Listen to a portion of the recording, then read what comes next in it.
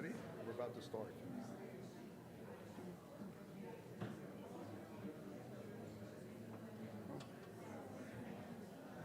I don't know.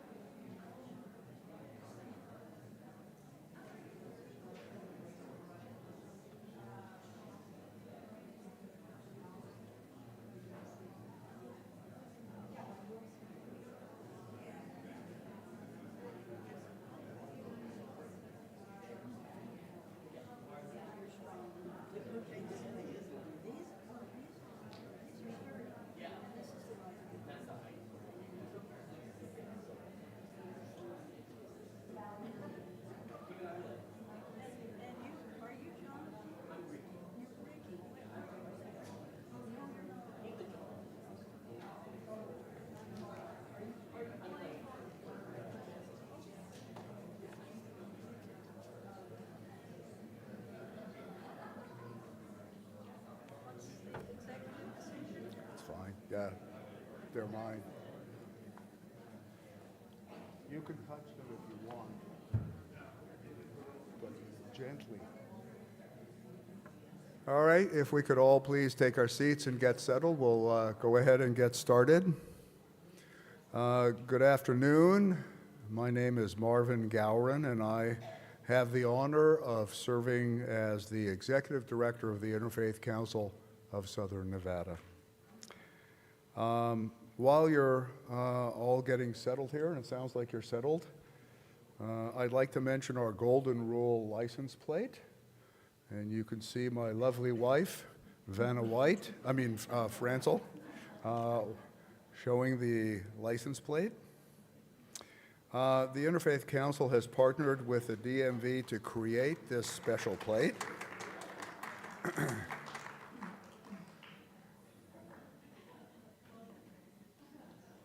And stealing the show. You all can help us share this ideal of treating each other the way each of us would wish to be treated. At any time, you can bring your current plates into the DMV office, any DMV office, and say, I'd like to switch to the Golden Rule license plate. And when you do that, it also supports the work of the Interfaith Council, and we very much appreciate all of your support. I beg your pardon? The license plate supports the Interfaith Council of Southern Nevada. And Camp Town. Yes, well, yes. Camp Town being one of the major programs, along with our forums and this Thanksgiving service that the Interfaith Council puts on. And also the Interfaith Contemplative Center that has been up and running now for a couple of years, puts on many programs, so supports Camp Town and many other programs that the Interfaith Council proudly shares with the community. So I'd like to welcome you all to our annual Interfaith Thanksgiving service. And today we will begin with the lighting of candles, which is a luminous symbol of God's presence, always with us and always within us. So we invite you to remain quiet and reflective as the board members of the Interfaith Council come up on stage and light these candles. And then after they're lit, I will ring the prayer bowl over here, and we'll have about a minute of quiet contemplation. And this is a time for prayer and worship, for resting in God's presence and opening to the love of the Spirit as it moves within each one of us. And then at the end of our quiet time, I'll ring the bowl once again. So please just get comfortable in your seats, and we will go ahead and begin.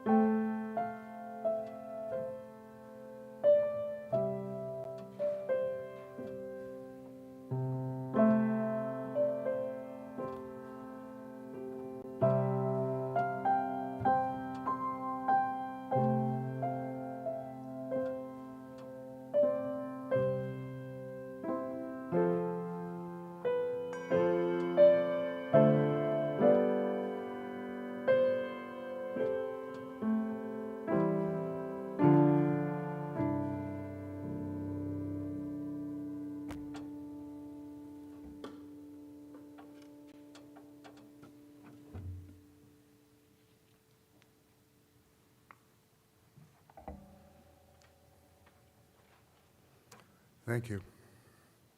This year, we are focusing on giving thanks for our amazing planet, for the nurturing and sustaining environment that is, in a poetic sense, our Mother Earth. And we have a very special speaker today whom Gard will introduce.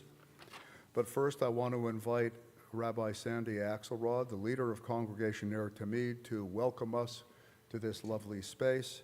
And he will be followed by Cantor Jessica Hutchings, who will share some very special music with us.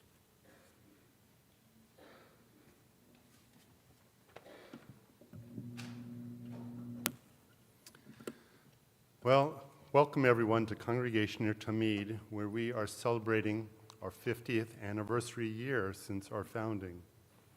I mention this fact not only as a source of pride, but to point out that our congregation would not be where it is today without the support of our interfaith community.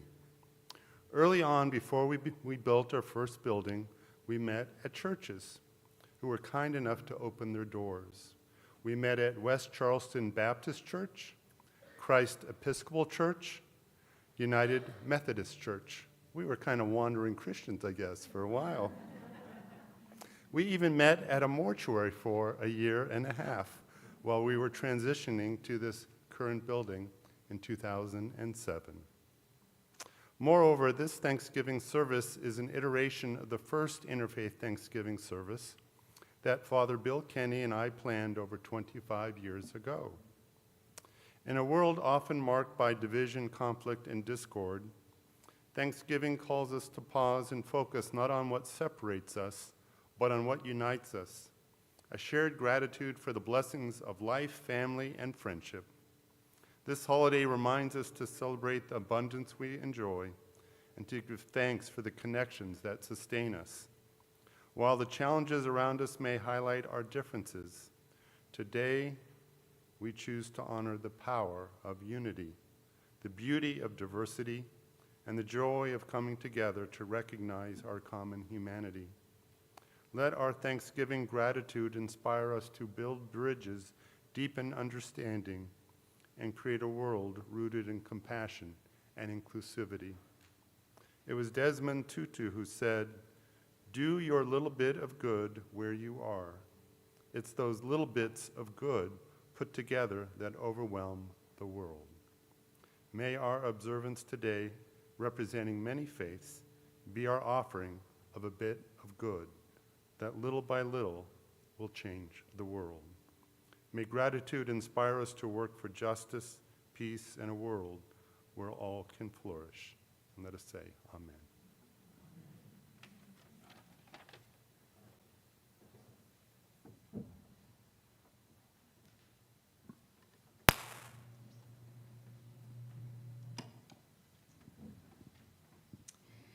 I believe my first Interfaith Thanksgiving service here in Las Vegas, Henderson, was 10 years ago.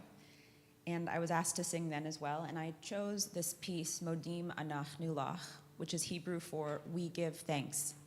And I believe my accompanist was the same as well. We look exactly the same. I want to thank Ricky Reinhardt for accompanying me this afternoon. This prayer is something that is said in our Jewish liturgy every day that we say our Amidah prayers, our standing prayers, where we acknowledge the things that God has given us. And Modim Anach Nulach, we give thanks, is the moment where we freeze, we stop our complaining, and we say, thank you, God, for whatever it is. Any small thing is not such a small thing. And so this is a beautiful take on what this prayer means in a more modern way, using English also to weave its way through so we can better understand the prayer. And I want to apologize, I don't usually do this, but I was just in Argentina, and I came back a couple of days ago, and I think the dry air did something to my vocal cords because the allergies are killing me, and I don't have all my notes. So you're just going to pretend that you're sitting in Wicked and I'm Ariana Grande. And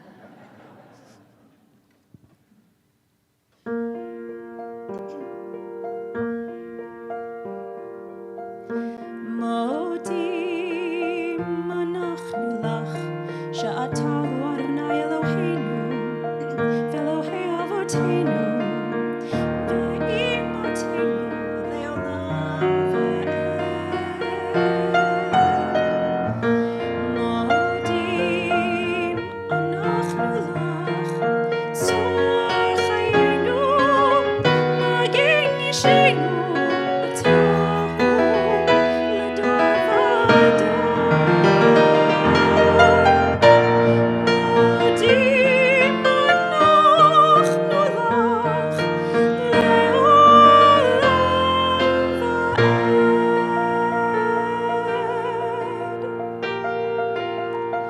the sun that rises in the east, for the seas that roar a prayer, for the stillness of a snowfall, for the breath of autumn air, for the grass within my fingers, for a mind that makes me whole, for the voice that God has given me to speak the truth within my soul.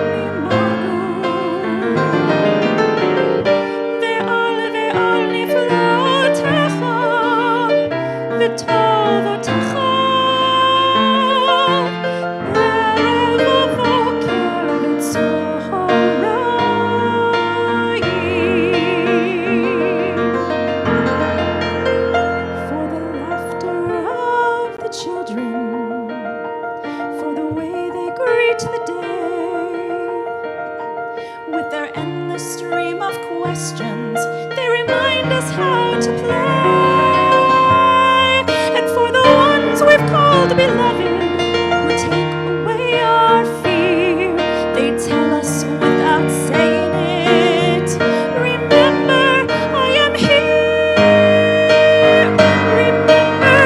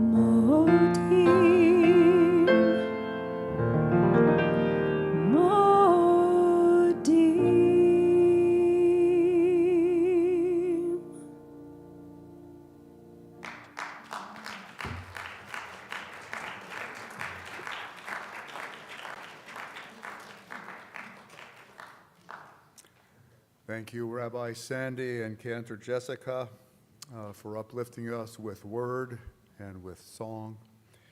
And now I want to introduce my very good friend and longtime president of the Interfaith Council. How many years has it been, Gard, would you say? A while. Longtime president and friend of so many of us and president of the Interfaith Council, Gard Jameson, who is going to give us a little background on today's very special speaker.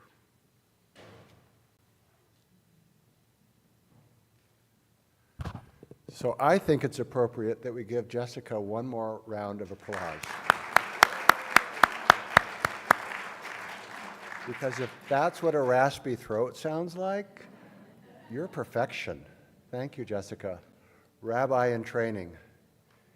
And I want to thank Rabbi and Jessica and all of you who are members of this congregation for welcoming us into your home. This is a very special time for us to be here with you. And this time of the year is a very special time to remember what we're thankful for. And we have so much to be thankful for. And most of all, as I just celebrated Thanksgiving, I did it a little early this year in our home just a few hours ago. We are thankful for each other, and we are thankful for the God who dwells within each of us. So today we have a really special friend and sister.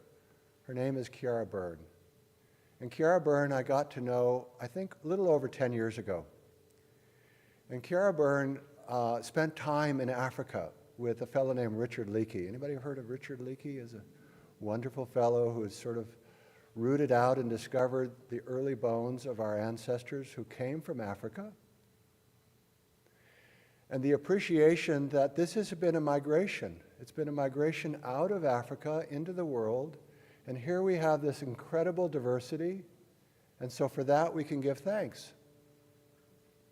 So Kiara and her dear husband, Kim, had a vision back in 2013 and probably before that, which was perhaps we could give thanks to Mother Earth. And we could give thanks to her in a very, very practical way, through gardens. And one of my favorite authors, Voltaire, said, if you want peace in the world, plant a garden. And so just a few weeks ago, we all witnessed Hurricane Helene. I have friends in Asheville, North Carolina, whose homes were totally destroyed.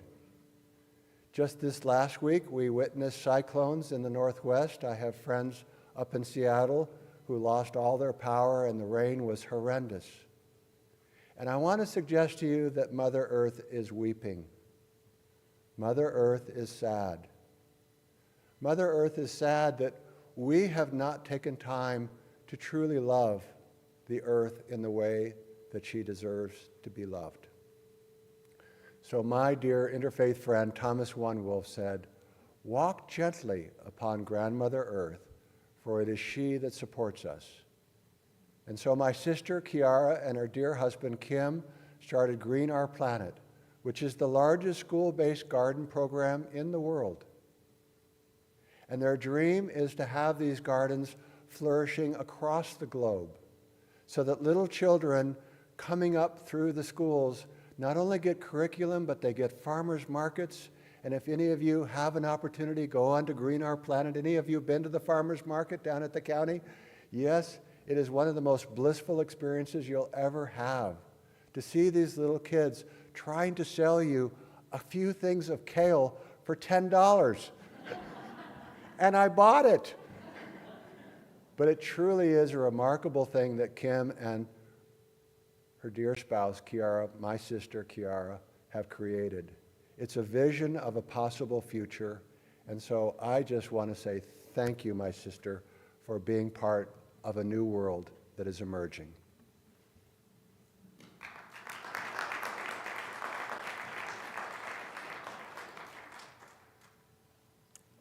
Thank you, Gard, and thank you for always being there for us. Gard has been a board member since the beginning, so thank you so much. Today, I give gratitude to the planet for the opportunity it has given to me and my partner, Kim, to build and run Green Our Planet, a nonprofit we started here in Las Vegas 11 years ago. From the middle of the Mojave Desert, together with our team, we now run the largest school garden and hydroponics program in the United States, working with over 1,200 schools, impacting over 300,000 students. Kim and I created Green Our Planet so that we could connect students to the magic and majesty of nature and the universe through school gardens and hydroponics programs. Students learn science, conservation, nutrition, and entrepreneurship, hands-on in gardens or with hydroponics laboratories, skills that will empower them to become the next generation of scientists, engineers, farmers, and of course, entrepreneurs that get you to pay $10 for kale. We believe that by fostering students' love for nature, these young change makers will help lead us from a period of devastation of our natural ecosystems toward a future where humans and the rest of life on Earth can thrive in harmony. I'm originally from Ireland, and I grew up a Catholic. I went to a convent school, and when I was a young girl, I was part of the Legion of Mary, where we gathered every week to say the rosary together. A rosary has 11 beads. You hold the big bead in your fingers as you say the Our Father prayer, and then you hold each of the 10 smaller beads for the Hail Marys.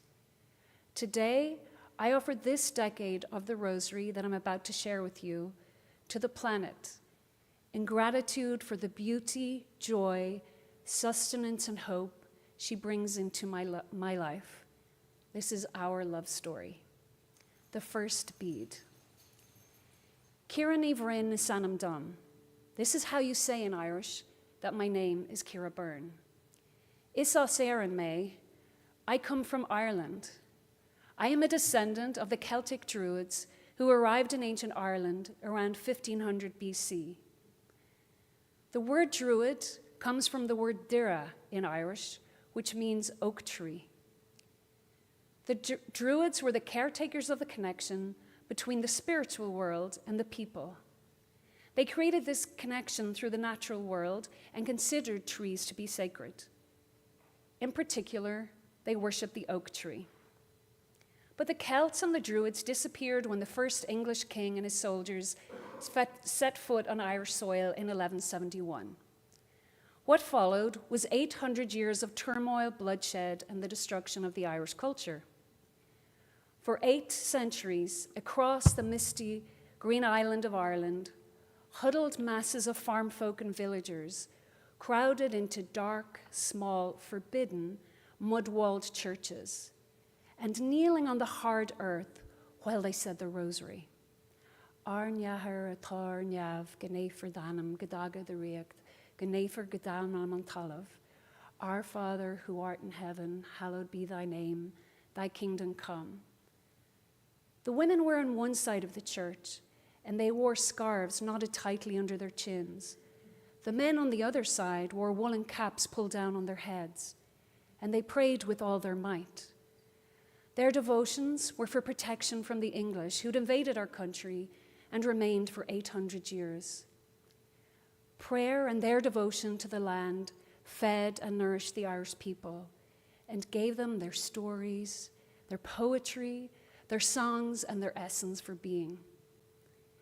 The Irish spirit and soul has always been of the land and of the earth. The second bead, falling in love with the planet.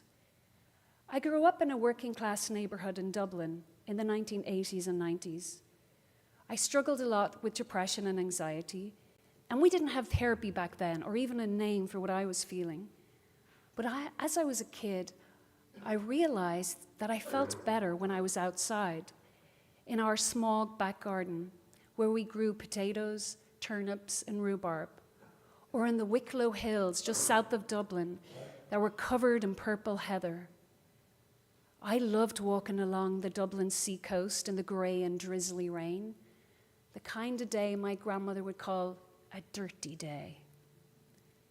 I was so happy when we went picking blackberries behind our house and loved watching my dad feed the sparrows who visited our garden. Nature was a healer and a source of wonder and joy for me.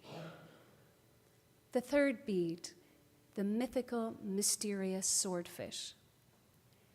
The first step on my pilgrimage to take care of the planet, the sea almost swallowed me whole. My brother and I were flippering a long way out from the beach off the coast of Malta, where we lived for a couple of years. I was 8 and he was 6. Every day we snorkeled with the fish. Our skin was tan, my hair was blonde from the sun, and freckles covered my face. We were water babies. We dived down to the coral reefs and hung out with the fish. We watched parrotfish sleep with their eyes open.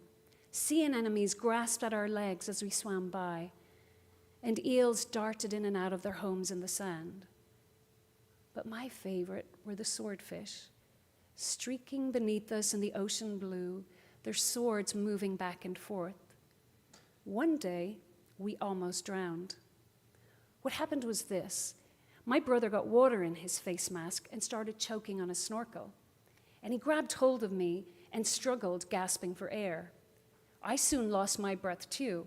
My brother pushed my head down in the water as he tried to survive.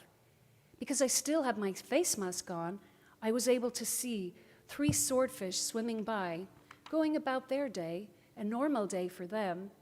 Meanwhile, I was about to die. Still underwater, I blacked out.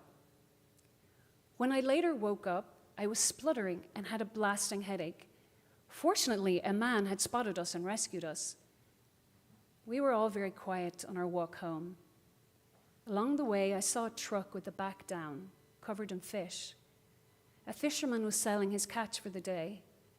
He held up the head of a swordfish. The silver sword glinted in the sunlight. Pools of blood gathered on the ground.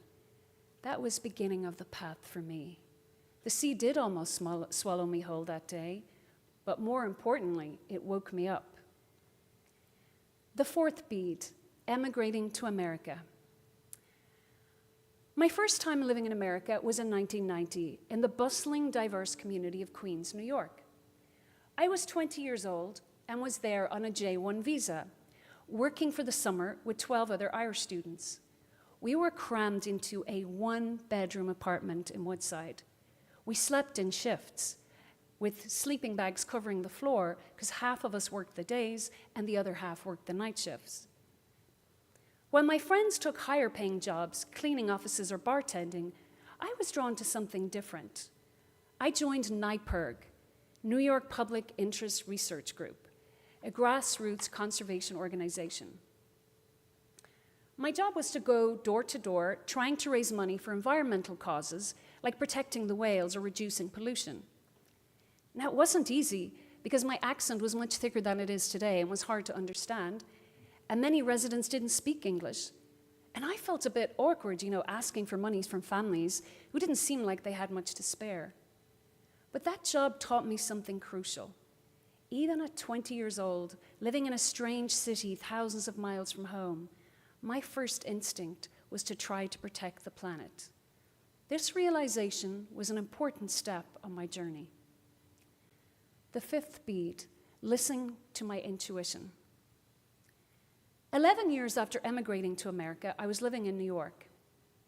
One night, it was St. Patrick's Day, 2004, I could see the Empire State Building lit up green from my corner office on 27th Street and 7th Avenue, the headquarters of Line Television. I had started the film company, a subsidiary of a UK company, in 2001. By 2004, we were making about 60 to 80 hours of TV every year for like Discovery Channel, PBS, the BBC, and so on. I had achieved the American dream.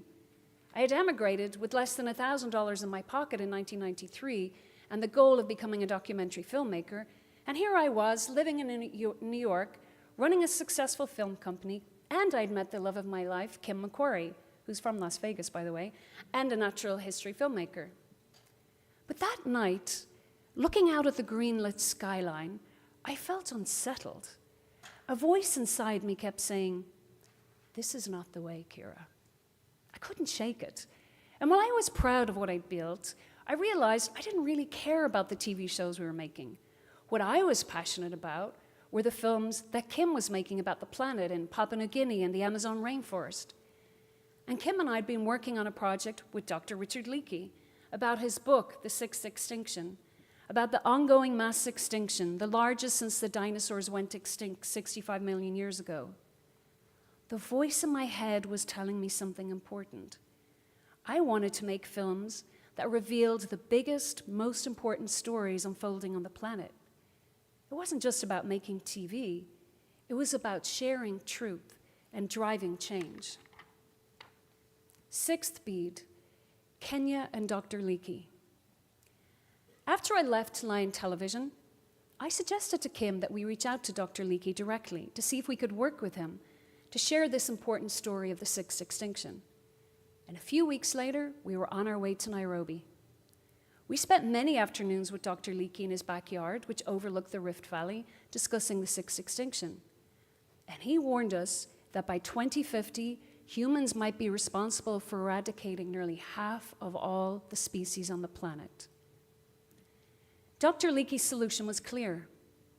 To address issues like climate change, overpopulation, and extinction, we needed to reconnect people to the planet.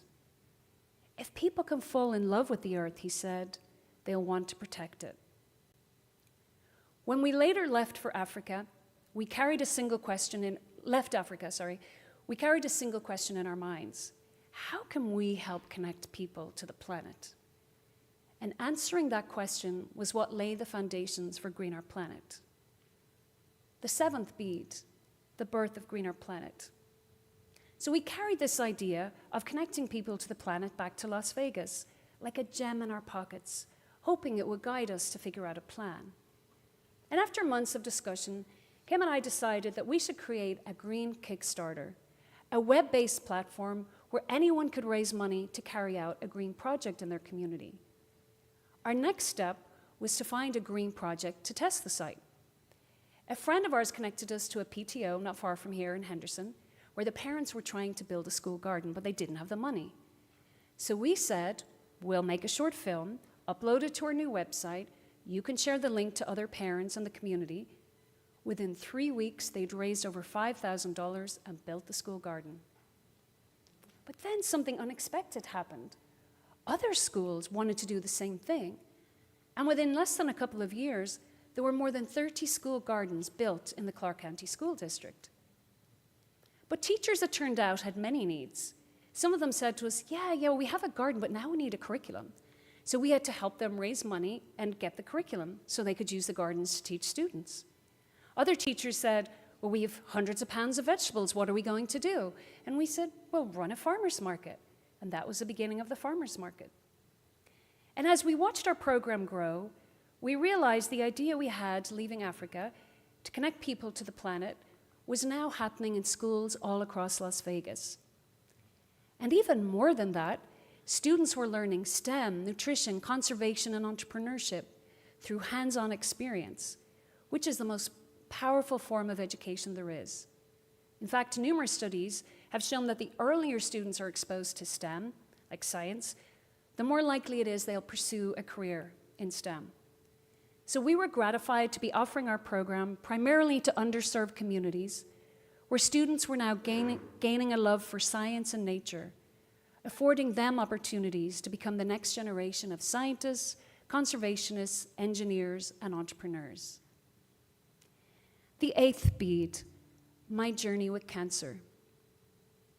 For the first 10 years at Green Our Planet, Kim's and my focus was outward-facing, building gardens, raising funds, creating relationships in the community, and hiring team members. But for me, the 11th year was different. This past year, I spent fighting breast cancer. Throughout that time, I found myself lying on our old cream sofa, feeling my life force flowing out of my body and into the ether. I've never got quite so up close and personal with the spirit, the force that connects me and my life back to the beginning of time and the Big Bang 13.5 billion years ago. And it led me to some important realizations. There are no sunflowers in the stars. Fields of prairie grasses do not cover the desolate landscapes of the moon and Mars. Sparrows do not build their nests on Venus. Thus far, we have found no life in our solar system other than on Earth.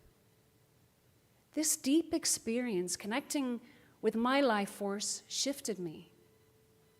If life is so rare, if we and all living beings are such improbable wonders, why are we destroying it? The truth is that many of us walk the busy streets, disconnected and unseeing, unaware of the universe and our place in it. We don't notice the dewdrops on a blade of grass. We miss the fluttering wings of a monarch butterfly on milkweed. We have lost the skies to smoke and smog. We continue to lose more land to concrete and asphalt. It has become clear to me that our work at Greener Planet is not just about gardens. It's about nurturing life itself, protecting what is precious and irreplaceable. The writer Thomas Berry's words resonate more now than ever. We must transition from a period of human devastation of the planet to an era when humans and all living beings coexist in harmony. As I look to the future, I recognize that our mission is not just empowering teachers to help students connect to the planet. It's about those students inspiring their parents, friends, and neighbors to do the same. The next chapter for Greener Planet is about helping to nurture and be a part of a national movement where every student becomes a spark for change, linking communities in a shared vision of how people and all living beings can coexist. This is how we truly build a world where we don't wander blindly down busy streets, but instead we see and feel the wonder of life everywhere.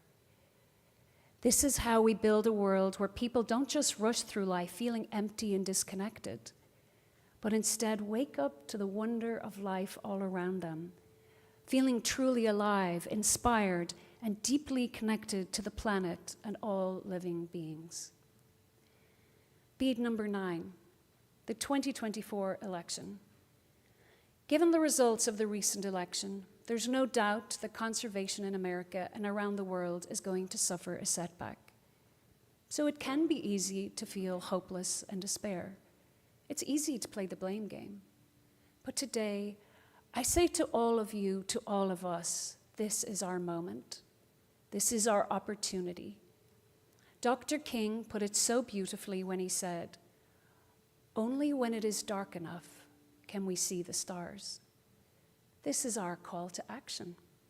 Now is the time for us to channel any anger or frustration, our passion into creating opportunity for others, to grow community and nurture hope where others see despair, to cultivate joy in all communities. Let's remind our friends, family, and community about the words of Dr. Martin Luther King. The arc of the moral universe is long, but it bends towards justice. While setbacks are inevitable, they do not define the end. The arc bends because some people like us, will unflaggingly pull it towards justice, because we fight to protect the planet and all the creatures on it, no matter how long it takes. Bead number 10, let's make this moment count. There are so many opportunities for us to build community and create change. Number 1, let's have meaningful and purposeful conversations. Don't get caught up in negative conversations. Steer people towards hope. Engage everyone, including those who did not vote like you, because we are the United States of America. Number 2, every day connect to the planet. Allow it to fill you with joy, hope, and purpose. Take a walk. Have a meeting with a coworker on a hike. Plant flowers or vegetables. Number 3, donate to a local or national nonprofit that is helping bend the arc of the moral universe towards justice. I can tell you there are plenty of them here in Las Vegas, and there are many national ones, the ACLU, the Environmental Defense Fund. Number 4, conscious purchasing. Over the holidays, we spend a lot of money on gifts. These gifts can make a difference. Purchase eco-friendly products or make a donation in someone's honor. And lastly, volunteer. Come join us at Greener Planet. Help us take care of the gardens at the schools, or go out with Get Outdoors Nevada, a local group here, and clean up a trail. The last bead, bead number 11, an Irish blessing. One thing I've learned is that change-making is not a straight path. It's filled with unexpected turns, setbacks, and moments of profound transformation. After 800 years of occupation and resistance, peace finally came to Ireland. It was in 1997, and I was 17 years old. Peace arrived because people did not give in to despair and hopelessness. People believed peace was possible for 800 years. In a similar but very reduced way, our journey to help to create and build greener planet has at times been difficult, but we succeed because we never give in, and we continue to cultivate not just gardens, but joy. Joy among our students and joy in the community. I end with this Irish blessing by the poet John O'Donoghue. On the day when the weight deadens on your shoulders and you stumble, may the clay dance balance you. And when your eyes freeze behind the gray window and the ghost of loss gets into you, may a flock of colors, indigo, red, green, and azure blue, come to waken in you a meadow of delight. When the canvas frays in the kirk of thought and a stain of ocean blackens beneath you, may there come across the waters a path of yellow moonlight to bring you safely home. May the nourishment of the earth be yours. May the clarity of light be yours. May the fluency of the ocean be yours. May the protection of the ancestors be yours. And so, may a slow wind work these words of love around you, an invisible cloak to mind your life. Thank you.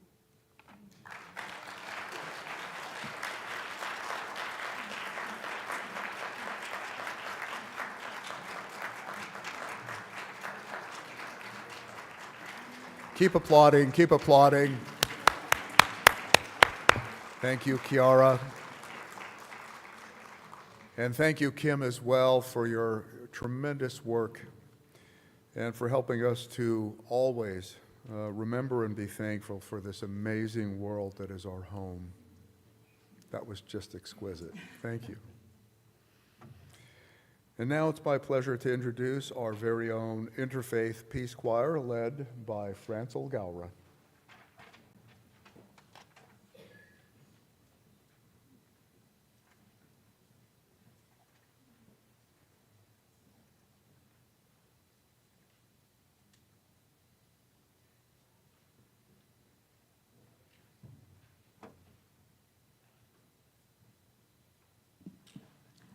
Our first song is entitled Earth Mother, written by Scott Grace, and celebrating, how appropriately, our Mother Earth.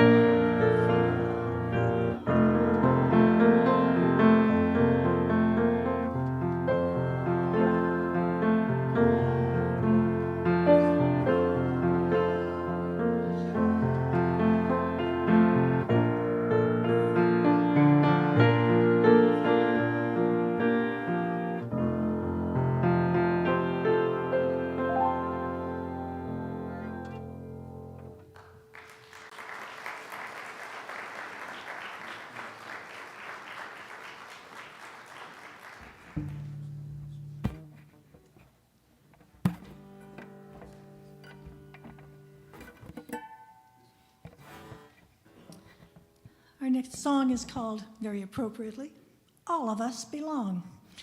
And it includes all of us, including those of us who have fins and paws and tails and leaves and branches and roots and our shining stars and our cosmic rays and just the whole wide creation. Please sing along with us. You have the words on the back or somewhere in your bulletin there.